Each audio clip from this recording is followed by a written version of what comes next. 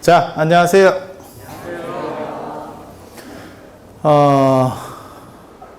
제가 오늘 아침에 사실은 한문 번역 같은 거를 좀 하다가 왔는데 되게 안 됐습니다. 작업이 되게 느려가지고 제가 굉장히 짜증이 났었거든요. 제가 뭐 한문을 그렇게 잘하지 못해서 아마 그런 건데, 제가 번역하던 게 시경 번역하고 있었는데, 뭐 논문 쓴다고 시경 번역하고 있었는데 원래 시가 어려워요. 시가 번역이 일반 글보다 훨씬 어려워요. 그렇게 해서 뭔가 좀 불길하다, 내가 이런 생각을 했었어요. 야, 이거 번역이 뻑뻑하다. 그러더니 우리 청년회장님이 80명 온다더니 80명은 무슨 개뿔이 80명이야. 다 해봐야 20명도 안 되겠구만. 내가 그럴 줄 알았어. 많으면 한 30명 되겠다. 어쩐지 내가 80명이라고 할 때. 전에도 사실 조계사에서 얘기들이 있었는데, 제가, 그냥 귀찮아서 계속 한다고 했었죠. 근데, 우리 청년회장님이 계속 말씀을 하셔서 한 번은 해드려야겠다라고 싶어서 왔어요. 그리고 저는, 이 조계사, 이게 여러분들하고 사실은 여러분들은 잘 못 느끼실 건데 되게 재밌어요. 여기 앉아보면, 제가 전에도 여기 33번지식 할 때 한 번 왔었는데, 그때도 되게 재밌었는데, 여기 앉으면 무슨 느낌이 드냐면, 가운데가 헝해. 사람을 어떻게 이렇게 배치하나 싶을 정도로, 이게 뭔가 싶을 정도로, 좌우에만, 무슨 날개에만 사람이 있어. 가운데는 그린 벨트가 있습니다. 물론 다른 절도 그렇게 하는데 이렇게 심하게는 안 해. 이걸 이제 어간이라고 하는 건데, 그렇게 해서 부처님이 중앙으로 움직이시는 길 이렇게 상징적으로 살짝 비워놓는 거지. 여기는 그냥 뭐 고속도로로 한 2차선 막 이렇게 뚫어놔가지고, 개인적으로 제가 이 조계사 생각이 많은 절입니다. 이게 누가 창건하신 거냐면 1941년에 한암노 스님께서 창건을 하셨던 절이에요. 제가 매시고 제가 박사 논문도 쓴 한암노 스님께서 이 절을 처음으로 창건을 하셨습니다. 그때가 조계종이라는 명칭이 처음 나올 때고, 그 사연을 보면 진짜 눈물 없이 들을 수 없는 아주 진기한 이야기가 나옵니다.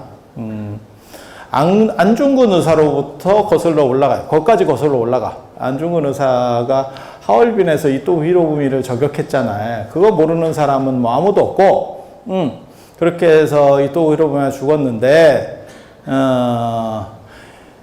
이토 히로부미가 대단한 사람입니다. 진짜 엄청난 급의 인물이에요. 그래서 일본 화폐에도 들어갔던 사람이에요. 보통 그 나라 돈에 들어간다는 거는 최고급이라는 뜻을 의미하는 거예요. 뭐 유로같이 뭐 이상한 거 뭐 넣는 나라들도 있는데, 정상적이면 인물을 넣고, 인물을 넣는 이유는 위조하기 힘들게 하려고 인물을 넣어요. 이제 수염이라든지 머리카락 그게 요즘 세상에는 큰 의미가 있겠나 싶은데, 예전에는 그런 식으로 복잡한 그림을 넣으면 위조가 좀 어려웠었대. 지금은 시절이 바뀌어서 꼭 그럴 것 같지도 않다는 생각이 듭니다.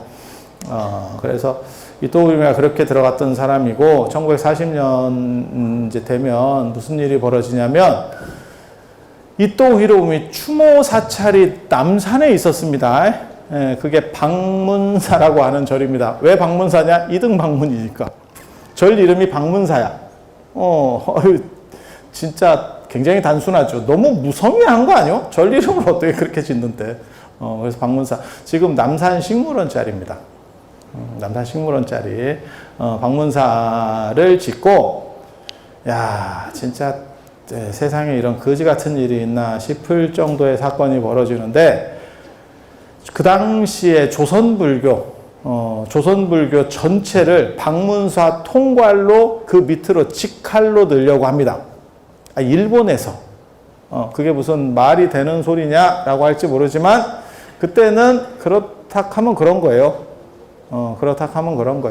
그때 종정이 한암노 스님이었었고, 이 한암노 스님이 그렇게 돼서는 안 된다. 라고 해서 우리가 종단을 만들어야겠다. 우리가 종단이 뚜렷하게 없으니까 자꾸 이것들이 여기다 붙이려고 하고 저기다 붙이려고 한다. 그래서 그때 권상노 박사랑 이런 분들에게 뭐라고 얘기했냐면 일본에는 없는 종파 이름을 찾아봐라 라고 해서 이름이 떨어져요. 그러니까는 그 전에 우리가 임재종이라고, 한용운 스님이 임재종이라고 하니까 그러면 일본에도 임재종이 있는데 임재종이랑 통합하면 안 됩니까? 뭐 이런 얘기들이 있었거든요. 그래서 아예 일본에는 없고 우리나라에서만 이름이 나오는 이름을 찾아라. 그렇게 해서 불교사를 뒤지기 시작했어요. 그때 나온 이름이 조계종입니다. 조계종입니다. 조계종이라는 거는 사실은 종단 명칭은 아니에요. 종파나 종단 명칭은 아니에요. 고려시대 때 중기가 되면 굉장히 대단한 인물이 한 분 나옵니다. 한국 불교사에서 엄청난, 진짜 그분이 그렇게까지 대단했는지 잘 모르겠어요. 그런데 배경이 무지하게 좋지요. 아버지가 왕이고 첫째 형이 나중에 왕이고 둘째 형이 왕이고 그렇게 가는 분이 있어요. 그게 대각국사 의천입니다. 고려 문종의 넷째 아드님이신 대각국사 의천. 그렇게 해서 그 의천 스님이 출가를 해서 나중에 이제 막 쭉쭉쭉 올라가기 시작합니다. 그리고 그 당시에 교종하고 선종하고 이렇게 충돌들이 있으니까 제3지대를 만들어서 불교를 통합해 보겠다. 이게 자꾸 국론이 분열되니까 안 되겠다. 의천 스님의 아버님 문종은 고려의 세종대왕 같은 분이에요. 굉장한 성군입니다. 그래서 우리 집에 아들이 넷이나 있는데 한 명 정도는 출가해야 되지 않겠니? 아들들을 넷을 다 불러서 그렇게 얘기했대. 그랬더니 제일 막내인 의천이 제가 하겠습니다. 이렇게 나온 거예요. 그거 굉장히 재밌어요. 굉장히 재밌어. 덕분에 왜 그럼 형들은 안 한다고 했을까? 왜 가만히 있었을까? 왜 침묵하고 있었을까? 첫째는 나 아니요? 이런 생각을 하고 있었겠지. 다음에 아버님 돌아가시면 난가? 이 생각이 있었겠지. 왕위 계승서열 1위잖아. 둘째부터는 별 볼 일 없는 거 아니요? 둘째나 셋째 정도 되면? 고려는 형제상속입니다. 부자상속이 아니고 조선은 부자상속이에요. 그러니까 사도세자가 돌아가시니까 정조한테 가는 거죠. 원자. 그렇게 이렇게 밑으로 직계로 내려가는 거고, 고려까지만 하더라도 유목전통이 있어서 형제상속입니다. 형제상속. 그러니까 둘째도 혹시 이 생각을 하게 된다니까.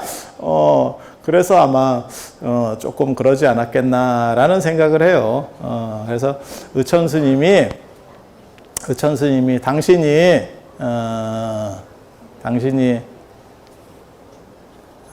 당신이 출가를 하고 나니까 나중에 아버님은 내 뜻을 네가 들어줬다라고 해서 얼마나 아들이 이쁘겠어. 제가 늘상 하는 얘기 있거든요.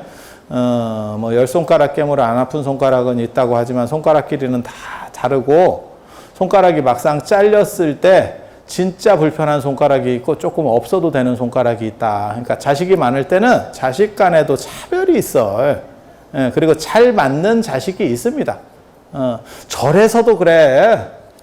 부모 자식만 그런 게 아니고 절에서도 상자가 많은 스님들은 이렇게 보고 있으면 그게 애상자라는 게 있어. 당신하고 잘 맞는 상자가 있어.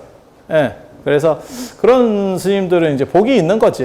은사 스님하고 잘 맞으니까 팔자가 편한 거고, 안 맞는 사람은 힘들어요. 이게 참. 그렇게 해서 의천 스님이 당신 뜻을 그렇게 받아주니까 잘 후원을 해주거든요. 그리고 나중에 형이 왕이 됐을 때도 동생이, 우리가 할 수도 있어야 되는 그런 상황이었는데 동생이 희생해 준 거에 대해서 굉장히 고마워합니다. 그러니까 형들이 왕일 때도 계속 의천 스님을 밀어줘요. 그럴 것 같지 않아요? 그리고 뭐 나랑 경쟁하자는 것도 아니고 완전히 길이 다르니까 그거 뭐 스님 절 지어주고 뭐 이런 거야. 그거 껌이지 뭐 임금한테. 그래서 그렇게 잘해줘요. 그리고 의천 스님은 자기가 왕자 출신이었기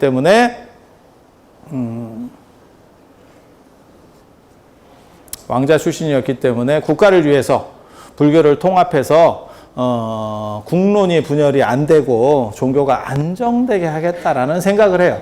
그래서 중국에 가서 원래 의천 스님이 화엄종 출신이고 중국에 가서 송나라 때 정원법사랑 이제 화엄종의 스님들을 만나다가 천태산에 갑니다. 천태산에.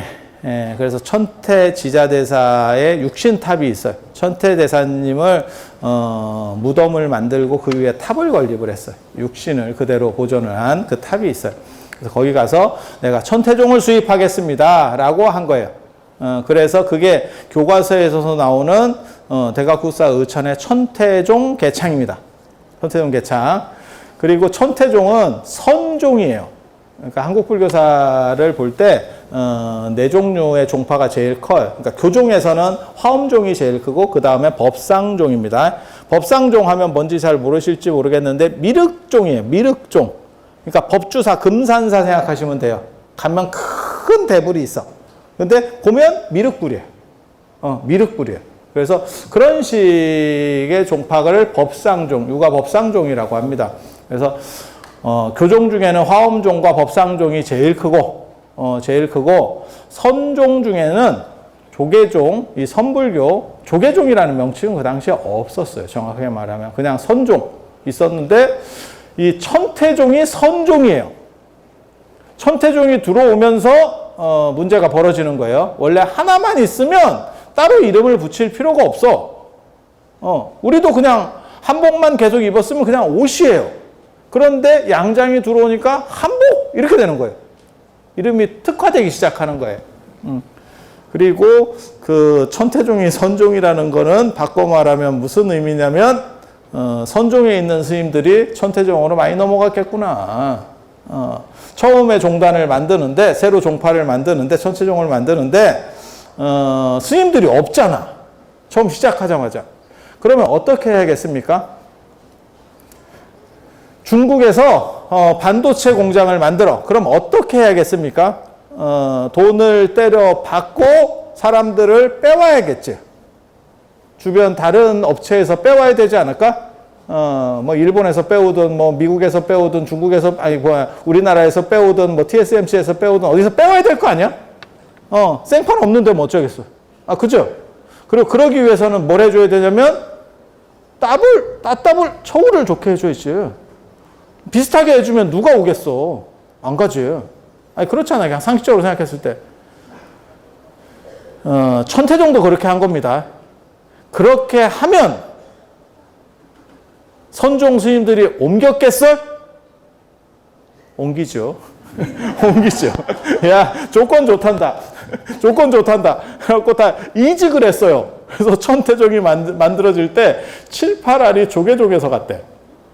이제 선불교 쪽에, 구산선문 쪽에서 갔대. 그러니까 무슨 일이 벌어지냐면 조계종이 쉽게 말해서 기존의 선불교가 난리가 난 거예요. 사람들 다 빼간다. 그리고 누구를 빼갔겠어요? 능력자를 빼가겠지. 능력 없는 사람은 잘 안 빼갑니다. 여러분이 스카우트를 한다고 생각해봐. 기업에서 스카우트를 해. 있어도 그만 없어도 그만 대체 충분히 가능한 인력을 뭐하러 빼겠어. 그러니까 좀 능력자들을 중심으로 교섭이 갈 거 아니에요. 그러니까 난리가 나는 거지. 구산선문이 난리가 납니다. 그때 구산선문이 하나로 통합해야 된다. 우리는 원팀이다. 구산선으로 쪼개져 있으니까, 이게 안에서 쪼개져 있으니까 외부적인 저런 게 돌아왔을 때 우리가 대응을 못하는 거다. 우리를 하나로 묶자. 뭐 사굴산문, 가지산문 뭐 이런 거 다 필요 없고 원팀으로 만들 수 있는 이름이 뭐냐라고 했을 때 그게 조계종이었습니다. 왜냐하면 육조 해능 스님께서 광동성 지금 조계산 보림사, 지금은 남화선사라고 합니다. 그 조계산에서 당신께서 법을 펴셨어. 그래서 선종의 특징이 산문이라 그래서 산 이름을 써요. 여기도 아마 조계사도 뭐 모르긴 몰라도 축원할 때 무슨 산 조계사 할 거야. 산도 잘 안 보이는데 뭐 여기 산이 있나? 뭐 이런데 뭐 산 이름을 쓸 거야. 무슨 사나 뭐 조계사 뭐 이렇게 하겠지. 봉은사도 수도사나 봉은사 뭐 어쩌라고 뭐 어디인데 뭐 이렇게 그렇게 돼. 그렇게. 이게 굉장히 재밌는 거거든. 그래서 우리가 흔히 아실 때는 구산선문 이렇게 한다고 생각하지만 실제로는 산문이라고 나옵니다. 실제로 비문이나 이런 데 보면 산문, 무슨 산문 이렇게 나와. 그래서 광동성 남아선사 예전에는 보림사라고 했었던 그 절에서 법을 오래 펴세요. 거기가 왜 그러면 조계산이라고 했느냐? 거기가 조씨 땅이에요. 조씨성을 가진 사람의 땅이었었어요. 그래서 그 앞에 개울이 조씨 개울이에요. 그래서 조계예요. 조씨 개울이라는 뜻입니다. 그리고 그 산 이름이 조계산이 된 거예요. 그냥. 그게 아찔한 순간이에요. 아찔한 순간이에요. 그 조씨가 아니었고 왕씨였으면 우리가 왕계종으로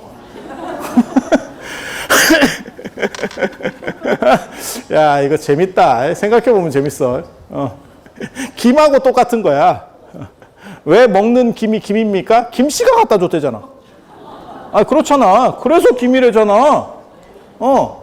그게 김씨가 안 갖다 주고, 박씨가 갖다 줬으면 박입니다. 우리 박의 김사, 박의 밥 사 먹어라. 이렇게. 진짜 박 같은 소리 하고 있지. 그렇게. 이거 굉장히 재밌어요. 그래서, 그 조계산 보림사에서 당신이 시작을 하셨다 그래서, 구산선문 아니면 조계종의 해능스님 밑에 그걸 남종선이라고 합니다. 남종선은 뭉쳐라. 구산선문 중에는 사실 해능스님계가 아닌 경우도 있어요. 그래서 아무튼 남종선은 뭉쳐라라고 강력하게 메시지를 촉구해. 빠져나가지 마라. 빠져나가지 마라. 우리도 그런 거 있잖아. 중국이 지금 미국한테 두드려 맞아가지고 반도체나 이런 게 조금 심드렁하지만 예전에 한참 뺄 때, 기술을 뺄 때는 뭐 삼성에서 누가 은퇴한 사람이 누가 뭐 얼마를 해서 얼마 받고 넘어갔다는 등 뭐 이런 뉴스에 가끔 나오지 않았었어요? 뭐 하이닉스에서.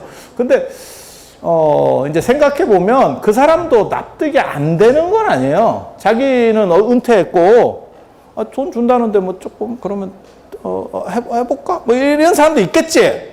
그리고 조금 그래도 윤리적인 생각이 있고 국가에 대한 생각이 있으면 그렇게 돈을 주더라도 조금 그래도 그건 아닌 것 같다. 뭐 이렇게 생각할 수도 있는 거고. 그건 사람마다 좀씩 다른 거니까. 근데 많이 준다면 다 흔들릴 거는 같아. 그렇지 않아? 내가 비윤리적이어서 그런가? 안 흔들릴까? 내가 좀 눈 감고 살짝 뭐 이렇게 조금만 하면 100억 콜 이러면 1000만 원 콜 이러면 지조를 지키죠. 지조를 지키죠. 5천 이러면 그래도 나는 국가와 민족을 위해서 100억 이러면 민족 개념이라는 게 유사일에 있었냐? 이제 이 생각을 하게 되는 거지. 야, 우리가 다 오스트랄로피테쿠스의 후손인데 뭔 민족이 있어? 이제 이렇게 나오는 자기 방어 논리를 펼 수 있는 거야. 전 세계가 잘 되면 됐지. 이제 이렇게 생각을 약간 바꾸는 사람들이 계시는 거예요. 근데 그때 이제 우리나라에서도 계속 그렇게 하면 안 된다 이렇게 자꾸 이렇게 촉구를 하면 애국적인 부분에서 사람들을 격발시키면 그래도 좀 움직이고 싶었던 사람들도 진정되겠지. 그렇지 않을까?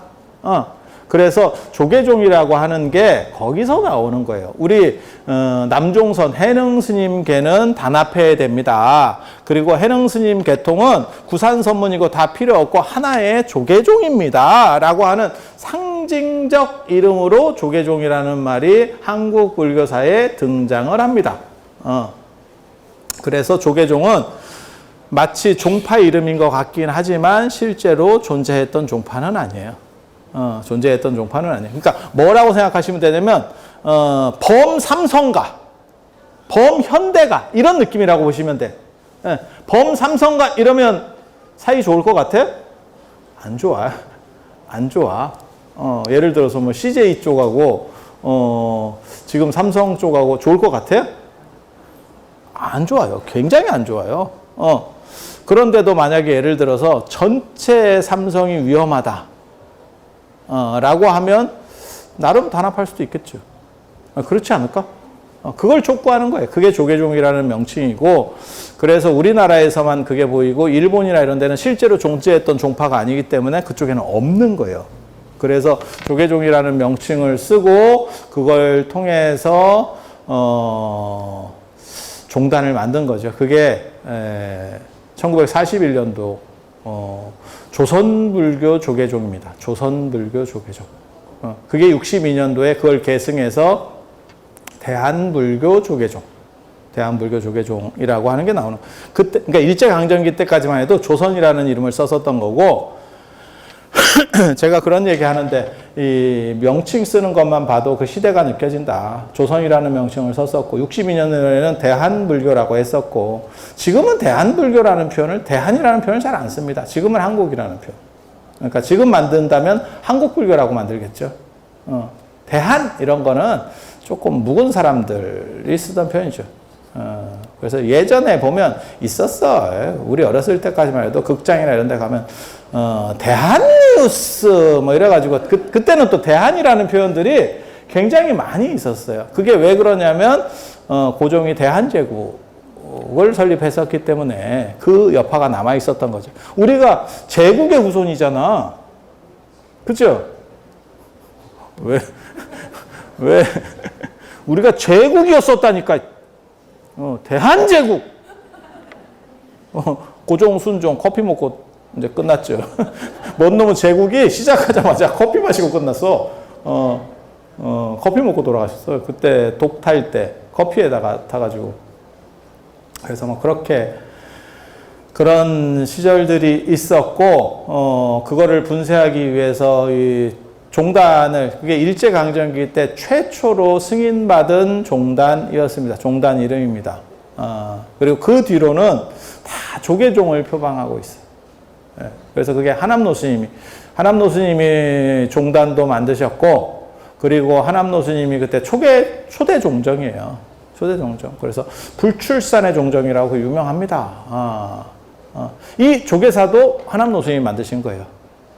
조계종, 새로운 종단을 만드니까, 이런 얘기 해도 되는가 모르겠다. 나한테 늘상 누가 그랬는데, 해도 되는가 모르면 하지 마라. 근데 저는 해도 되는가 모르면 그냥 합니다. 그게, 뱃속이 편해요. 뱃속이 편해. 문제가 생길 수도 있어. 생기면 말어. 뭐 어쩔 건데. 그래서, 일제강점기 들어가기 전에 조선 후기가 되면 불교가 굉장히 많이 약화돼요. 약화돼. 그래서 도성의 사대문 안에 사찰이 없습니다. 사대문 안에. 지금은 서울 이러면 강남이 대단한 것처럼 생각이 되지만 원래 이름이 한양이에요. 서울의 한문으로 한양이라고 했잖아. 한양이라는 건 한수의 북쪽이라는 뜻입니다. 한강. 한강이 강이 아니고 원래는 한수예요. 강 정도의 레벨에 못 들어갑니다. 물폭이. 그래서 수가 있는 거고, 수보다 떨어지면 천이요. 청계천 뭐 이러듯이, 중랑천 하듯이, 그렇게 떨어지는 거고, 그거보다 조금 위가 되면 수가 되는 거고, 더 커지면 강이 되는 거야. 그래서 양자강. 양자강의 공식 명칭은 장강입니다. 그래서 제일 큰 물을 강이라 그래요. 근데 우리는 중국 기준으로 보면 강도 아닌데 그냥 다 강이라고 막 하는 거예요. 그러니까 뭐 낙동강, 뭐 형상 저런 거 다 강 아닙니다. 강 레벨이 안 됩니다. 그러니까 우리 그런 생각 하거든요. 아까 제가 고종이 황제를 칭했다. 대한제국. 그 누가 알아줘? 어느 정도 영역이 되고 힘이 돼야 황제라고 할 수 있는 거예요. 그냥 내가 집안에서 황제요! 라고 한다고 황제가 되는 게 아니야. 그래서 광개토대왕 이런 거 봐봐. 광개토대왕도 대왕까지 올라가고 저기 호우총에서 발견된 거 보면 호태왕까지 올라가. 대보다 태를 약간 더 의미적으로 높여주는 부분이 있거든요. 그래서 태왕까지 올라가. 그러면 제나 황제할 때 제나 황이나 이런 걸 칭할 수 있었냐? 못합니다. 예, 뭐라고 나오냐면 천승은 제후고 만승천자라는 말이 나와요. 만승천자가 뭐냐면 수레, 전차가 한 10,000대는 있어야 천자라고 한다. 황제라고 부르려면 그 정도는 돼야 된다라는 게 있어. 그래서 고종 같은 경우 아니죠. 놀라운 역사를 가르쳐 드릴까? 진흥왕 순수비에 보면 진흥왕은 재라고 나옵니다. 광개토 대왕이 땅이 신라보다 훨씬 넓었잖아요? 그게 말이 됩니까? 그죠? 그냥 생각해봐도, 야, 만주가 땅이 넓지? 경상도 그 일대, 그래, 이 서울 쪽, 경기 쪽을 이렇게 먹어 들어왔잖아요. 당항성 뭐 이런 거 먹잖아요. 그때, 백제 성왕하고 같이 이렇게 연합했다가 백제 성왕 뒤통수 까고 진흥왕이 또 치사하게 해가지고 한강유역을 호로록 짭짭 하시잖아. 그거 국사책에 나오잖아. 그게 이제 당항성 어떻게 하면, 그러니까 부동항을 어떻게 얻겠다 그런 거하고 비슷한 거예요. 러시아가 부동항 얻는 거하고 똑같은 게 그 당항성이라고 하는 그게 의미가 있는 거야. 안 그러면 서해에서 자꾸 백제한테 막혀. 중국으로 이렇게 왔다 갔다 해야 되는데. 그래서 이제 뒤통수 까고 뭐 이러는데, 진흥왕의 땅을 아무리 생각해도 광개토 대왕한테 안 될 것 같은데. 왜 광개토 대왕은 대왕밖에 안 되는데 진흥왕은 제까지 올라갑니까? 영토 개념이 아니고요. 국가가 영토 개념이 아니고 인구 개념이어서 그래요. 그때는. 지금은 영토 개념이고 그때는 인구 개념이에요. 광개토 대왕이 개척한데 술록 산다, 술록. 조세, 세금 받으러 다니기 힘들어. 왜 그거 있잖아. 우리가 지금은, 뭐 애플 아이폰이 뭐 잘 나가고, 그 다음에 이제 뭐 갤럭시도 좀 쳐주고, 뭐 이렇게 하는 시절이지만, 예전에는 노키아라는 기업이 잘 나갔고, 그 두 번째가 스마트폰 나오기 전에, 그것도 벌써 오래된 얘기예요. 나는 2G폰을 잘 몰라요. 이렇게 행복하신 분입니다. 행복하신 분이고, 여기 분들은 이제 돌리는 교환 이것까지 이제 쓰시던 분들도 계시고 교환 이거 그때만 하더라도 전화 소리를 다 듣고 있었어. 교환수들이 되게 재밌어. 개인 정보 뭐 이런 거 다 아무 필요 없지. 다 듣고 있지. 그 정신을 이어서 지금 갤럭시에서 이재용 회장님께서 자동 녹음 기능을 다 그게 거기까지 올라가는 거야, 연원이. 그런데 왜 노키아가, 그때 노키아가 제일 큰 회사였었거든요. 핀란드의 노키아하고 그 다음에 우리 삼성, 그때 애니콜 잘 나갔었어요. 근데 왜 그랬는지 아세요? 미국이나 유럽의 괜찮은 회사들이 그때 일본 뭐 있잖아. 그죠? 근데 왜 핀란드하고 뜬금없이 한국일까를 생각해 보셨어?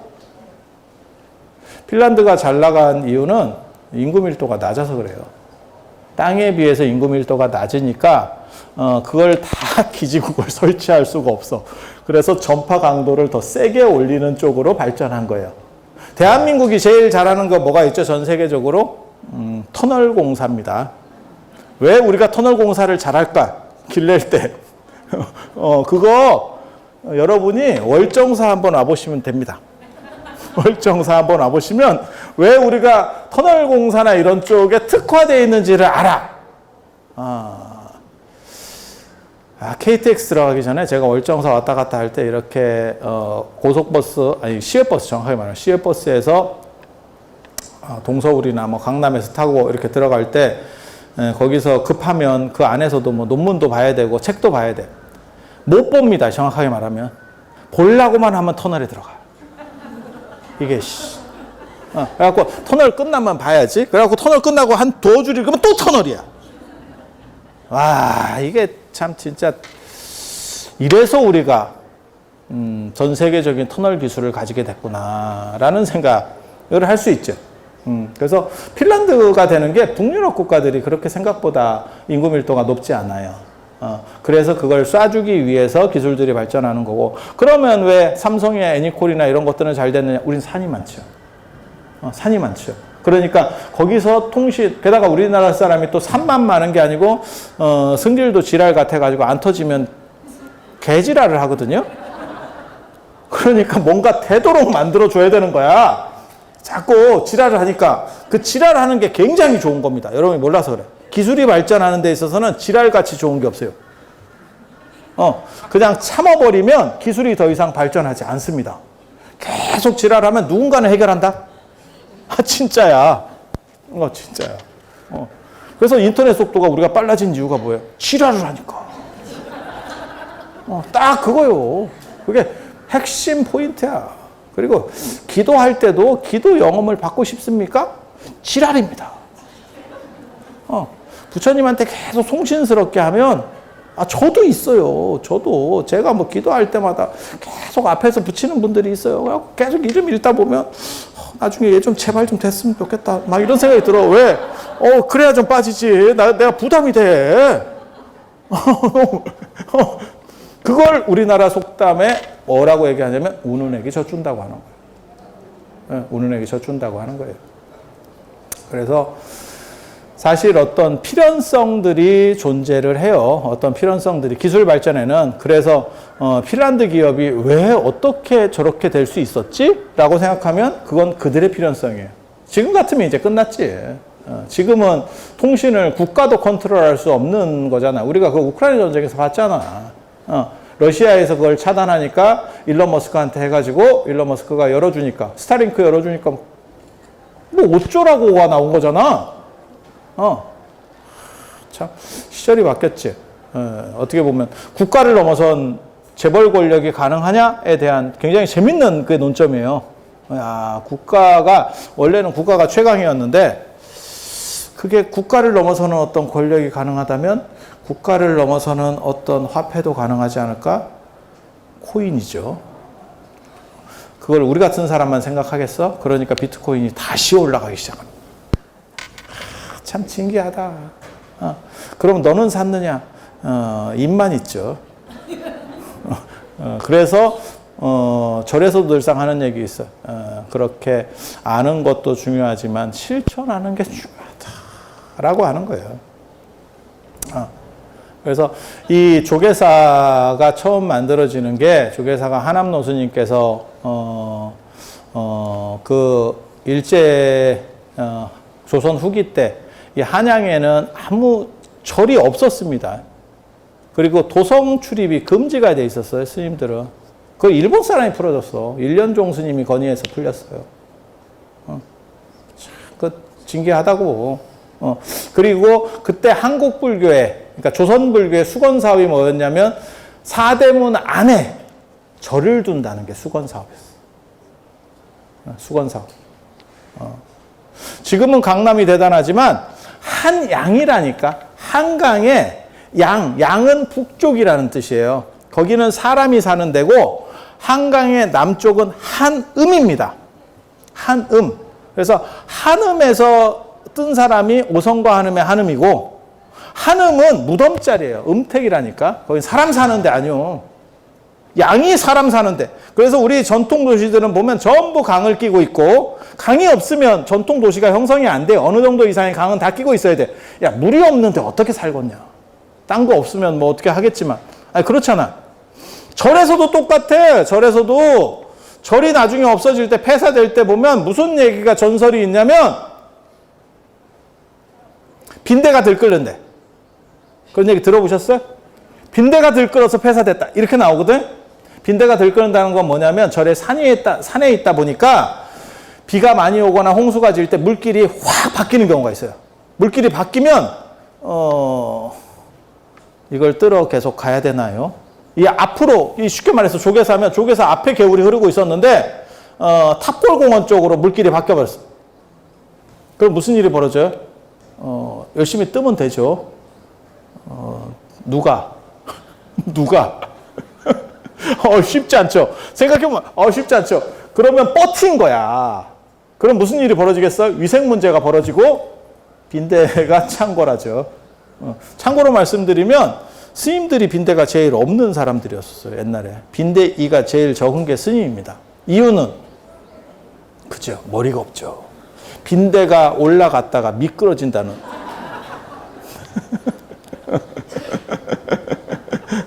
아니 그럴 것 같지 않아? 자고 있으면 스님들 머리에서 예전에 스케이트 경기장 같은 게 벌어졌었어요. 그래서 이렇게 그만해야겠다. 욕먹겠다. 동계올림픽도 열리고 그랬어. 자고 있으면 머리에서. 그렇다 치고 그래서 물이라는 건 굉장히 중요하고 그 물에 언제나 모든 전통 도시는 가만히 봐봐. 동아시아의 모든 전통 도시는 강 북쪽에 있습니다. 강 밑에는 전통 도시가 없습니다. 거기는 원래 묘자리 쓰는 데요. 그래서 강남에서 제일 유명한 도시, 동 중에 하나가 뭐냐면 압구정동이잖아. 압구정이 누구 호죠? 한명회 호잖아. 한명회 아시죠? 월정사에 가면 한명회 사인 있는데. 사인도 되게 재밌더라고. 되게 재밌어. 명자는 조그맣게 쓰고 회자 크게 쓴다고. 이 양반이. 예. 그렇게 하는데, 이 한명회가 원래 이제 응거하고 자꾸 이제 반대 세력들이 이제 물러나라, 어쩌라, 뒤에서 꽁시렁거리니까 응거한다 그래가지고 강남의 압구정에다 정자를 짓는 거죠. 그게 압구정이잖아. 내가 응거하겠다, 퇴거하겠다, 근분세수하겠다, 뭐 이런 거지. 은퇴하겠다. 그런데 끝까지 안 갔죠. 끝까지 안 갔죠. 그래서 예전에 시도 있어. 압구정에 정자 짓더니 썩을 놈 가지도 않는다. 이렇게 반대파에서는 그렇게 시를 졌다고. 그래서 압구정 왜 강남으로 간다는 게 은퇴냐? 거기는 사람 제대로 사는 데가 아니거든. 그래서 강북이 원래 사람 사는 데예요. 그러니까 남산이 서울의 중앙이 아니고 남쪽에 있어도 남산이야. 그렇잖아. 그럼 서울은 어딥니까? 사대문 아니 서울이에요. 제가 서울 사람이라니까. 그런데 저는 못 살아가지고 강남 쪽 사람이에요. 우리 때는 강남이 못 사는 동네야. 그리고 자고 나면 서울이 커지던 시절이에요. 자고 났더니 서울이 점점 뚱뚱해져요. 아니야, 진짜야. 연세 드신 분들은, 서울에 좀 오래 사신 분들은 알아. 근데 우리 때는 어땠냐면, 사대문 안에서 태어난 사람이 아니면 서울 사람이 아니라 그랬어. 지금은 그런 게 없어요. 아예 없어. 왜? 사대문 그지 같죠? 그지 같죠? 강남이 훨씬 좋죠. 그렇지 않아? 강남이 원래 옛날에는 약간 개비들, 그러니까는 좀 떨어지는 사람들 사는 데거든. 지금은 강남 부럽죠. 부럽죠. 살고 싶죠. 그렇게 가는 거예요. 그래서 강남이 중심이 아니에요. 그래서 뭔 얘기 하려고 그러냐면, 그래서 여기 딱 꽂았다고. 강남에다가 안 꽂고, 서울에 사대문 안에 절이 없었다 이러면 어떻게 생각하냐면, 서울에 절이 없었다 이렇게 얘기하면 사람들이 무슨 생각하냐면, 봉원사 있잖아. 강남이 거기가 서울이 아니었다니까. 봉은사가. 지금은 세월이 좋아서 거기가 서울이요. 진짜라니까. 거기가 서울이 아니었다니까. 서울이었으면 절이 날라갔다니까. 날라갔어. 그래서 여기 딱 꽂은 거예요. 여기 딱 꽂은 거예요. 그리고 이런 얘기는 아마 아시는 분이 거의 없는데, 하남노 스님께서 여기에 종단을 만들고, 그래서 일제강점기 때 일본이 한국 불교를 통으로 먹으려고 하던 거를 음모를 분쇄시킵니다.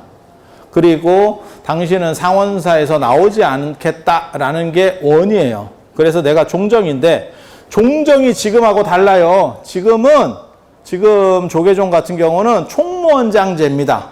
종정은 어떻게 보면 상징인물 명예직이에요. 그러니까 뭐하고 똑같은가 하면, 일본으로 얘기하면 천황이 종정에 해당한다고 보시면 돼. 그리고 수상이 총무원장이에요. 이해가 되시죠? 하남노 스님이 종정이실 때는 일본 제국시대 천황입니다. 뭔 뜻인지 아시겠어요? 천황이 결재권을 가지고 있다고. 천황이 다 하는 거라니까. 천황이 다 하는 거라니까. 조선시대 왕 같은 거지. 그래서 그렇게 하시던 시절인데 총무원장인데도 종정이 되셨는데도 불구하고 당연히 조계사로 와야 돼. 그래서 초대 조계사 주지가 하남 스님이에요. 초대가. 그런데 이어른이 안 나와. 그러니까 그런 게 어딨냐고 총독부에서 총독이 꿍시렁꿍시렁 합니다. 그랬더니 뭔 말 같지도 않은 소리냐 이래가지고 그걸 불출산의 종정이라 그래요. 산을 나오지 않은 종정. 근데 하남 스님이 워낙 기계가 대단하신 어른이어서 그게 통과가 돼요. 보통 사람 같으면 통과가 안 됐을 거예요. 네. 그 유명한 얘기 있거든요. 하남 스님이 기계가 참 좋으니까 그리고 선지가 밝아요. 수행을 오래 하신 분이라 가지고 선지가 밝아. 나중에 앉아서 자탈인망 하시거든. 그렇게 선지가 굉장히 밝으신 분인데, 그러니까 총독이 한번 보자고 올라오시라고 초청을 해요.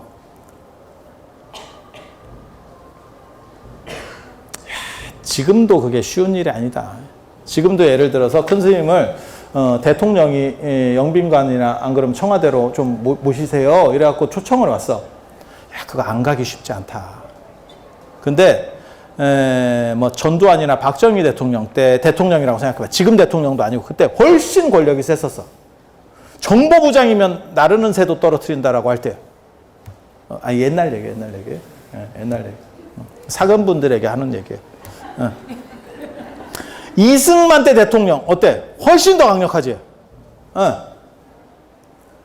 조선 총독 어떨 것 같아? 야, 그거는 진짜 쓸어버린다.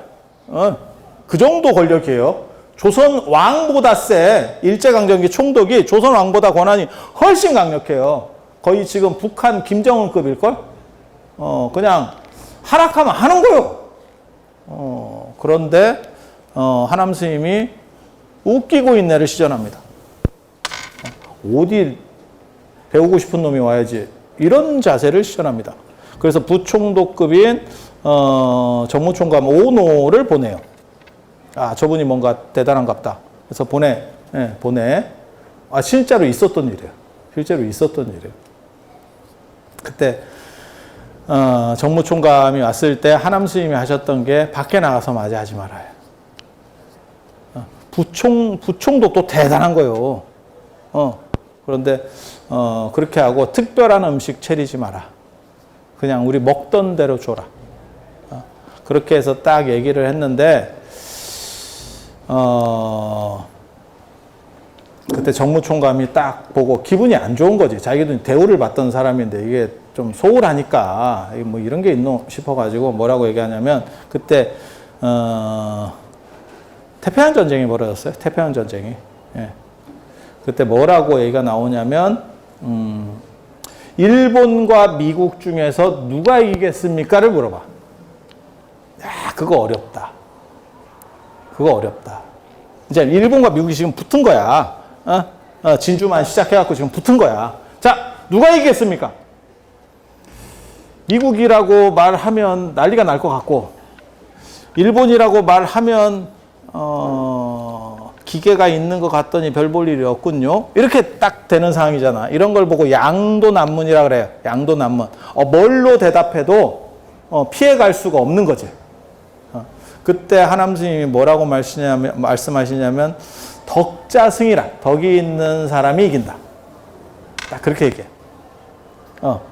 그 순발력 진짜 죽이는 거예요. 그게 참선을 진짜 오래 하신 분들이 그 자리에서 부총감을 만나서 부총독을 만나서 그런 게 순발력 이렇게 나오기 어려워요. 그 권위에 눌려버리거든. 그래서 덕자승이라. 덕 있는 사람이 이긴다. 이렇게 받아쳐요. 그러니까 네가 덕 있으면 너네가 이기겠지. 이렇게 얘기하는 거예요. 돌려버리는 거지. 말을 돌리는 거지. 다시 그 사람한테 그 문제를 돌리는 거예요. 네가 덕을 쌓아 이기고 싶으면 딱 이렇게 그러니까 이 부총독도 굉장히 좀 괜찮은 사람이었는가 봐. 그러니까 좀 머리가 있는 사람이었는가.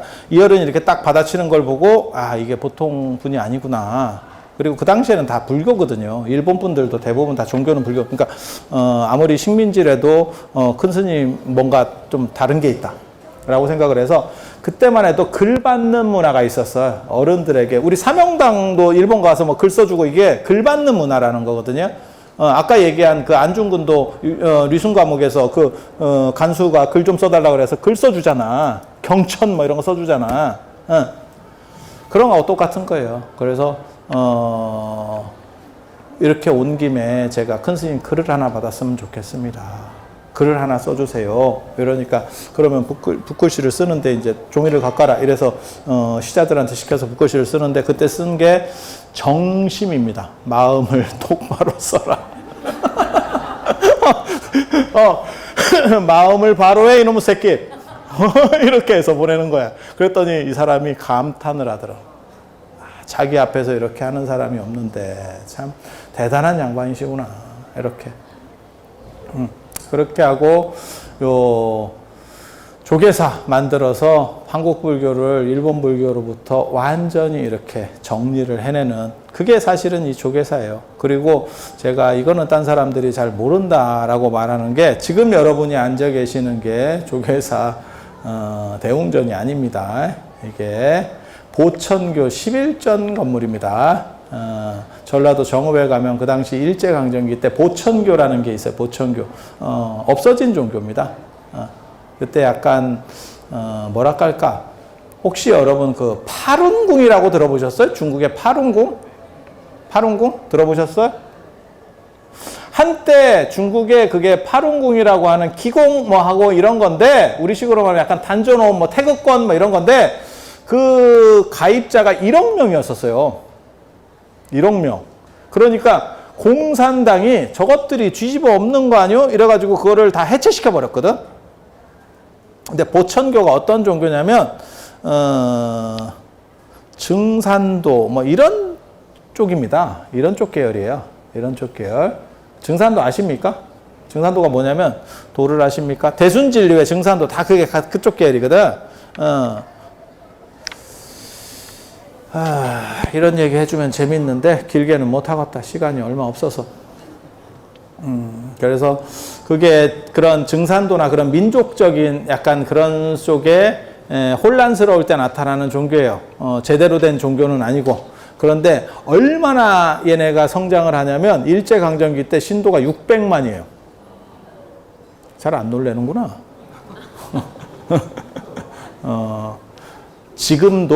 지금도 예를 들어서 100만이 내가 100만 정도의 신도를 거느렸어. 대통령 꼼짝 말합니다. 그 정도 힘입니다. 국회의원 뭐 이런 거는 보도 안 해. 보이지도 않아. 대통령도 어느 정도 영향을 줄 수 있어요. 대통령한테도. 100만을 내가 움직일 수 있으면 이 나라에서 유권자 100만이 나한테 움직일 수 있으면 그래서 그 보천교가 일본 입장에서는 저것들이 어떻게 하면 잘못하면 동학같이 될 수도 있겠다. 구한말에 동학같이 될 수도 있겠다라는 생각을 해서 그걸 조져버린다고. 다 해체시켜. 그때 그 보천교의 교주가 차경석이라는 사람이에요. 차천자라고 불렸었던 차경석이에요. 차경석.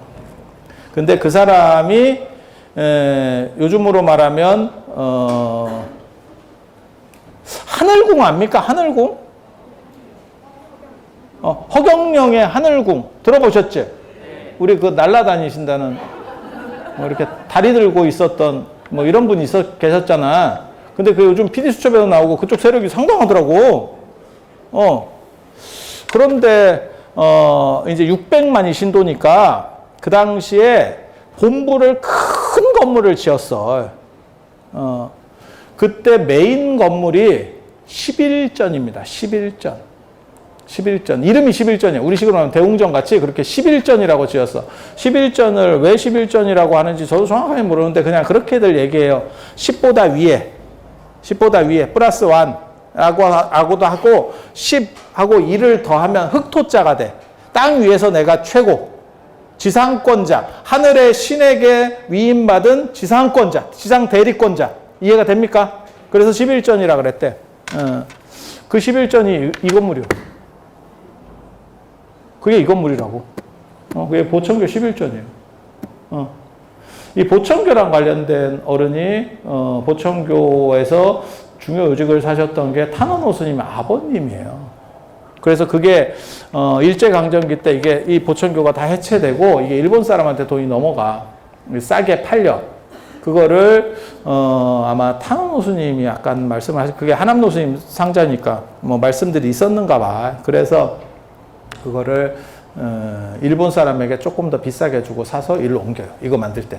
예, 그래도 이걸 새로 만드는 값보다는 이게 훨씬 저렴했었던 거예요. 그리고 이게 그 당시 경복궁 근정점보다 큰 건물이에요. 그러니까 보천교 위세가 얼마나 대단했는지를 알지. 근데 저는 개인적으로 사실 이 건물을 쓰는 거에 대해서 그렇게까지 긍정적이진 않아요. 예, 이게 망한 사이비 종교 건물, 약간 불길, 그까지만 하겠습니다. 그까지만 하는 걸로, 그까지만. 그래서 이게 힘들게 이렇게 만드신 거예요. 만약에, 그때 우리 하남노 스님께서, 조금만 더, 힘을 내셔서 이 근처 땅을 다 샀어. 감사한 일이었는데. 근데 이거 사는데도 무지하게 힘들었었어요. 그때 기록에 나오는 걸 보면, 그때 만약에 이거 사는 돈으로 강남을 샀잖아. 야, 그럼 진짜 100만 단위로 산다. 평 단위를 100만 평 이렇게 사는 거야. 그때는 여기가 무지하게 비쌌던 땅이에요. 여기가 무지하게 비쌌던 땅이에요. 생각해봐. 예전에는 종로 이런 데가 좋은 데라니까. 그래서 그런 쪽에 생각을 해보면, 여기 종각하고도 가깝고, 아니, 그렇잖아. 괜찮은 터예요, 여기가. 그래서 무진장 힘들게, 각 그 본사 교구 주지 스님들을 설득을 해가지고 이걸 모금을 해서 만든 거예요. 굉장히 힘든 거예요. 그때 이거 없었으면, 야, 총무원 들어올 자리도 없었다. 다 하남노 스님의 덕화요. 그리고 지금, 동대 저기다가 만드는 것도 다 그 어른이, 예, 그래서, 그런 사건들이 다 있어. 있어. 그게, 그런 유서 깊은 내용들이 있는, 그게 조계사. 그래서 저는 조계사 이렇게 보면, 여러 가지 생각들이 참 많아. 참 많아. 그래서, 회한의 서린, 그런 부분들이 있고, 그래도 잘 이거를 건사해서 어른들 뜻을 받들어서, 잘 나가면 그것같이 좋은 게 어디 있겠나 싶어요. 그래서 일신우일신 해야지. 그래서 오늘 우리 청년들이 80명 온다고 낚아가지고 저를 데려왔지만 물론 뭐 올 거라고 별로 생각도 안 했어요. 그런데 낚일 정도로 제가 그렇게 인생을 편하게 산 사람은 아니요. 그래도 뜻을 가지고 그 유서 깊은 자리에서 여러분들이 법회를 보는 그런 분들로서 그 거룩한 뜻을 받들어서 뭔가 한국 불교의 보탬이 되고 그 다음에 여러분 스스로도 성장할 수 있는 이 세상에 다른 거 다 필요 없어. 제가 그런 얘기 하는데 공부하는 게 도움이 되느냐? 별로입니다. 진짜 무지하게 잘하는 사람 외에는 그게 그거요. 큰 차이 없습니다. 천재적으로 잘하거나 안 그러면 그 노력해봐야 별 차이 없어. 그럼 뭐가 중요합니까? 복이 있는 게 중요합니다. 복이 있는 게 제가 그래서 그런 얘기 하잖아. 돈 벌 필요 없고 만수로 같이 태어났더니 그렇게 돼 있어. 경기 끝이요. 돈을 왜 벌어? 복이 있는 게 중요한 거고, 복이 있는 거는 가장 빨리 그 복을 성취하는 것은 복 있는 사람 옆에서 계속 문대는 게 중요한 거고. 이미 이 생에 태어났는데 아버지가 만수르야. 경기 끝이요. 공부를 왜 해? 뭐 미쳤어? 만수르가 공부해서 됐냐? 아버지 잘 만나서 됐지. 그래서 그렇게 되는 거고, 태어나 보니까 이미 나는 어려워. 그러면 새로 태어날 때까지 기다려야 되는데 그때가 너무 힘들어. 그래서 복 있는 사람 옆에 잘 문대. 그러면 복은 마치 자석과 같아. 그래서 자석 옆에 쇠를 자꾸 문대면 자석이 옮겨가거든요. 그래서 복 있는 사람 옆에 자꾸 문대면 그게 되는 거요. 그래서 복이 있는 게 제일 좋은 거. 그럼 부처님께서도 그렇게 말씀을 하셨어. 복이 있고 지혜지. 그래 복해지 지혜가 우선은 아니야. 지혜가 우선. 지혜만 있고 복이 없으면 인생 팍팍하고 인정받지 못한 비운의 천재가 되는 거예요. 그래서 복 있는 사람이 누굽니까? 뭐 그런 사람이 있어야 뭘 하죠. 제가 아는 한도 내에서 가장 복 있는 분이 부처님입니다. 그래서 제가 얘기하잖아. 예수는 2000년 동안 삐쩍 골아가지고 매달려서 못 내려오고 못 내려오니까 그렇게 삐쩍 고른 거요. 공자는 1년에 2번 먹는다. 춘추 석전대제 때 2번 먹는다. 부처님은 계속 드셔 앉아가지고. 그게 복이요. 그게 복이요. 그리고 금치를 하고 있잖아. 야, 금테크에 어떻게 보면 가장 좀 그렇긴 한데. 그래서 복 있는 사람 옆에 있으면 제가 그런 얘기를 하거든요. 재수 없는 나무 밑에 비피하러 갔다가 벼락 맞고 피피하러 잠깐 들어갔더니 벼락이 때려가지고 나무가 벼락 때려가지고 밑에서 번개 맞는 거야. 아니야, 진짜 인생이 내가 주도할 수 없는 상황이라면 줄을 잘 서야 돼. 이쪽이냐? 이쪽이냐? 요거 잘해야 돼. 그래서 제가 그 얘기 하잖아. 고스톱도 뒷장이 중요하다고. 앞장도 굉장히 중요하지만 뒷장이 무지하게 중요하다니까. 근데 앞장은 이미 까진 거야. 내 얼굴이 정우성 같이 생겼어. 그렇게 내가 나와서 눈 떴더니 그렇게 까졌어. 경기 끝이야. 경기 끝이야. 근데 지금 내 거울을 보니까 이러면 줄을 서야죠. 복 있는 사람한테. 그래서 계속 문대면 돼. 계속 문대면 복은 옮아 오는 거고. 그리고 또 한 가지 뭐가 있냐면 아까 제가 말씀드렸죠. 우는 애기 젖주는 거라고. 계속 눈에 보이고 찡짱 부리면 그러면 원하는 게 이루어져요. 진짜 상으로 복이 있는 사람은 태어날 때 가지고 나오는 사람이고, 그건 뭐 부모를 잘 만났을 수도 있고, 머리를 잘 만날 수도 있고, 얼굴을 잘 만났을 수도 있고, 몸을 잘 만날 수, 그런 거 한 가지만 가지면 경기 끝이다. 여러분들은 왜 사는 게 팍팍합니까? 그런 게 없어서 그렇습니다. 그런 게 없어서 그렇습니다. 그러면 어떻게 하면 지금 이 상황에서 만회하겠습니까? 계속 잘 나가는 사람 옆에 문대야죠. 계속 문대야죠. 그래서 계속 비치다 보면, 태양을 마주하는 사람에게 햇빛이 비치고 그림자가 생기지 않듯이, 여러분 인생도 스스로 펴지는 일이 있을 겁니다. 왜 안 되느냐가 아니고 안 되는 데는 다 이유가 있는 거고, 그것은 남의 일이 아니고 내 일이기 때문에 끊임없이 노력해야 되는 부분이에요. 그리고 복도 비비는 것도 다 노력의 일환입니다. 그래서 제가 그런 얘기 하거든요. 세상에 아부도 성의가 있어야 되는 거고 성의 없으면 아부도 안 된다. 아부도 안 돼. 인사치레도 성의요. 그래서 성의 있는 인생이 되고, 그러면 스스로 맑아지는 일들이 일어날 것이다. 라는 얘기를 하면서 오늘 마치도록 하겠습니다. 자, 들어서 감사합니다.